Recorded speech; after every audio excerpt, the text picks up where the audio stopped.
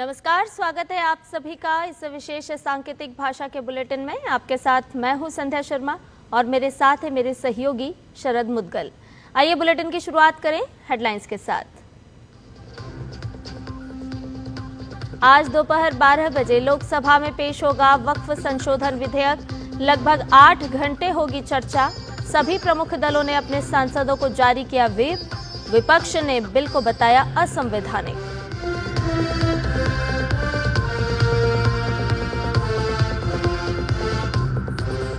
त्रिभुवन सहकारी विश्वविद्यालय और वायुयान वस्तुओं में हित संरक्षण विधेयक पर लगी संसद की मुहर। राज्यसभा से पारित हुए 2 महत्वपूर्ण विधेयक।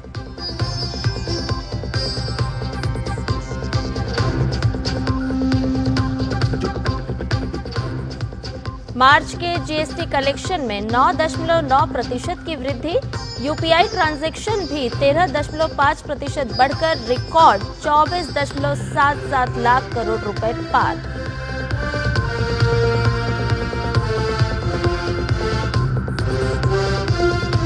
छत्तीसगढ़ के बहुचर्चित महादेव सट्टा ऐप में सीबीआई ने दर्ज की एफआईआर। पूर्व सीएम भूपेश बघेल समेत 21 लोग बनाए गए आरोपी। राज्य सरकार ने कहा जांच एजेंसी अपने हिसाब से करेगी कानूनी कार्रवाई।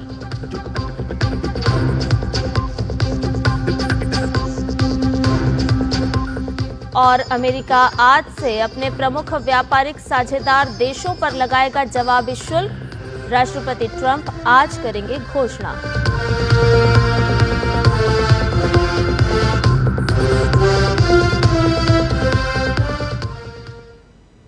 आइए खबरों को जान लेते हैं विस्तार से। वक्फ संशोधन विधेयक आज लोकसभा में पेश किया जाएगा। संसदीय कार्य मंत्री किरेन रिजिजू ने कहा कि सदन में विधेयक पर चर्चा के लिए 8 घंटे रखे गए हैं। कार्य मंत्रणा समिति की बैठक के दौरान इस बात पर सहमति बनी है कि जरूरी होने पर चर्चा का समय बढ़ाया जा सकता है। रिजिजू ने ये भी कहा कि सरकार खुली बहस और विधेयक पर सभी सवालों का जवाब देने के लिए तैयार है। उन्होंने आरोप लगाया कि विपक्षी दल तुष्टीकरण की राजनीति के कारण कानून का विरोध कर रहे हैं। बीजेपी और कांग्रेस समेत सभी प्रमुख दलों ने अपने सभी सांसदों को लोकसभा में मौजूद रहने के लिए व्हिप जारी किया है। सरकार का दावा है कि विधेयक लोकसभा में पास होकर रहेगा, जबकि विपक्ष ने बिल का विरोध किया है। संसद में दोनों सदनों के इंडी गठबंधन के नेताओं ने वक्फ संशोधन विधेयक पर अपनी रणनीति तय करने के लिए कल नई दिल्ली में एक बैठक भी की। संशोधन विधेयक का मूल उद्देश्य वक्फ संपत्तियों के प्रबंधन और संचालन संबंधी कमियों को दूर करना है। विधेयक को पिछले वर्ष अगस्त में लोकसभा में पेश किया गया था। बिल पर और अधिक विचार विमर्श के लिए भाजपा सांसद जगदम्बिका पाल की अध्यक्षता में एक संयुक्त संसदीय समिति का गठन किया गया। समिति को लगभग 97 लाख सुझाव प्राप्त हुए थे।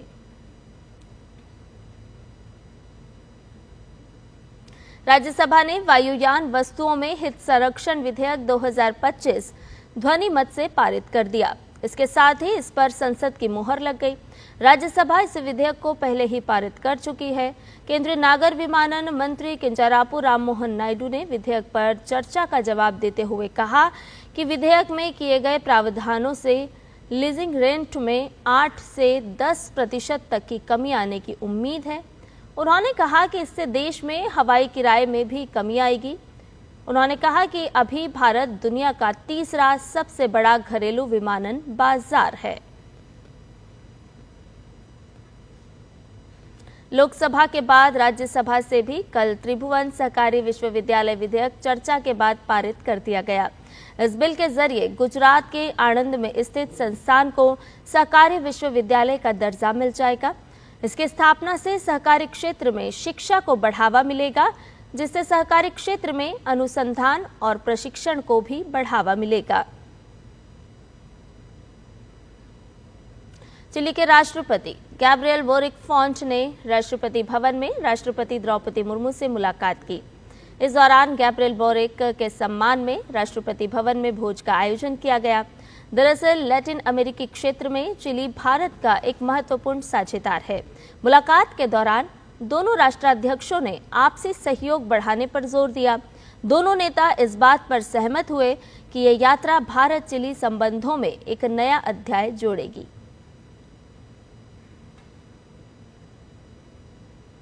महादेव सट्टा मामले में कांग्रेस नेता और छत्तीसगढ़ के पूर्व मुख्यमंत्री भूपेश बघेल की मुश्किलें कम होने का नाम नहीं ले रही है। सीबीआई ने इस मामले में एफआईआर दर्ज की है। एफआईआर में भूपेश बघेल को आरोपी बनाया गया है। महादेव बेटिंग ऐप मामले में सीबीआई की दर्ज एफआईआर कॉपी सामने आई है। एफआईआर की कॉपी में भूपेश बघेल समेत 21 आरोपियों के नाम शामिल हैं। भूपेश बघेल को आरोपी नंबर 6 बनाया गया है। इसमें ऐप प्रमोटर सौरभ चंद्राकर, रवि उप्पल समेत कई अज्ञात पुलिस अफसर और कारोबारियों के नाम शामिल हैं।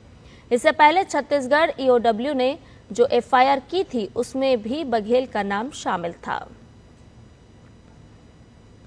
देश में यूपीआई ट्रांजैक्शन में इजाफा हुआ है। मार्च में ये 13.5% बढ़कर रिकॉर्ड 24.77 लाख करोड़ रुपए पर पहुंच गया है। मार्च में यूपीआई आधारित लेन देन का मूल्य रिकॉर्ड 24.77 लाख करोड़ रुपए रहा, जो फरवरी के 21.96 लाख करोड़ रुपए से 12.79% ज्यादा है।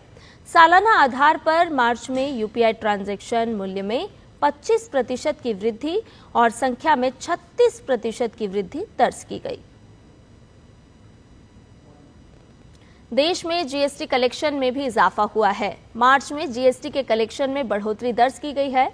जीएसटी का कलेक्शन 9.9% बढ़कर 1.96 लाख करोड़ रुपए पर पहुंच गया है।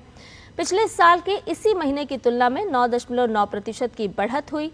मार्च में जीएसटी का कलेक्शन इस साल फरवरी में दर्ज 1.84 लाख करोड़ रुपए के राजस्व से 6.8% ज्यादा है।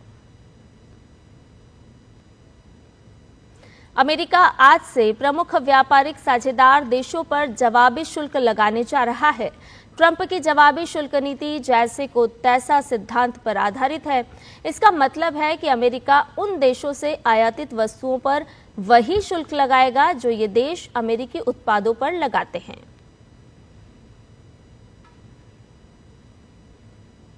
म्यांमार में पिछले सप्ताह आए विनाशकारी भूकंप में मरने वालों का आंकड़ा बढ़कर 2700 से ज्यादा हो गया है। भूकंप के चलते बुनियादी ढांचे, सड़कें और रिहायशी इमारतों को भारी नुकसान पहुंचा है।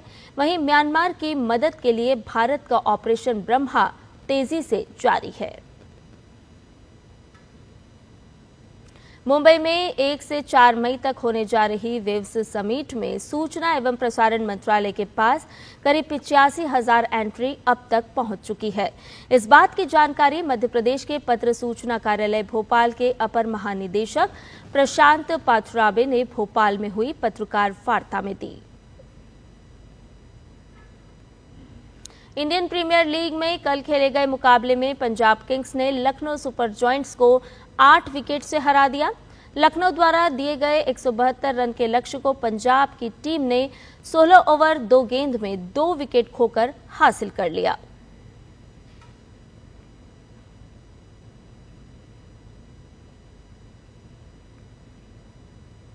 इंडियन प्रीमियर लीग में आज रॉयल चैलेंजर्स बेंगलुरु का सामना गुजरात टाइटंस से होगा। आरसीबी अपने पहले 2 मैच जीत चुकी है। वहीं गुजरात की टीम ने 2 मैच में से 1 में जीत दर्ज की, वहीं 1 में हार का सामना करना पड़ा। इस सीजन में आरसीबी पहली बार अपने घर पर खेलती नजर आएगी। ये मैच बेंगलुरु में खेला जाएगा। और इसके साथ ही हमारे इस विशेष सांकेतिक भाषा के बुलेटिन में फिलहाल इतना ही। मुझे और मेरे सहयोगी शरद मुदगल को दीजिए इजाजत। नमस्कार।